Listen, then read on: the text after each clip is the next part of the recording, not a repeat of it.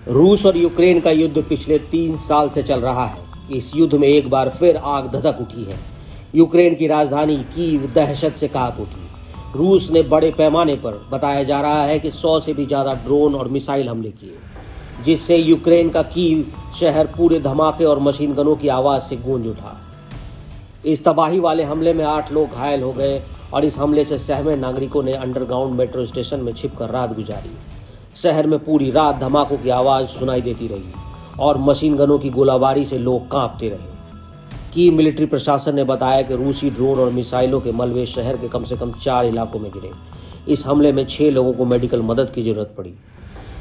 चौंकाने वाली बात यह है कि कुछ घंटे पहले ही रूस और यूक्रेन के बीच एक बड़े कैदी आदान प्रदान का पहला चरण शुरू हुआ।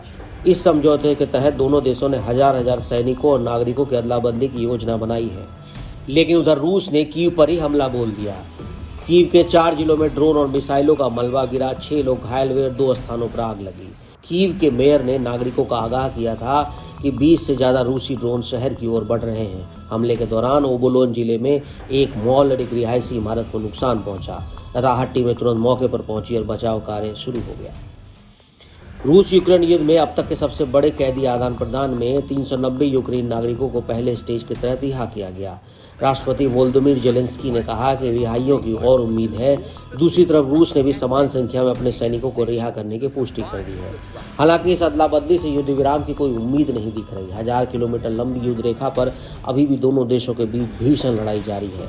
तुर्की के विदेश मंत्री हाकान फिदान ने भले ही इस पहल को विश्वास निर्माण कहा हो, लेकिन क्रेमलिन के मुताबिक शांति वार्ता का अगला दौर अब तक तय नहीं हो पाया है।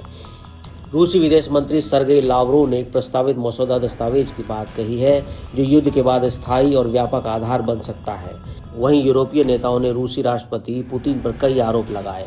उन्होंने कहा कि रूस लगातार यूक्रेनी इलाकों पर कब्जा बढ़ा रहा है और यूक्रेन पर हमले बढ़ा रहा है। इस्तांबुल में हुई रूस और यूक्रेन की बैठक से एक बार फिर साफ हो गया कि दोनों देशों के बीच शांति की राह अभी भी लंबी और कठिन है।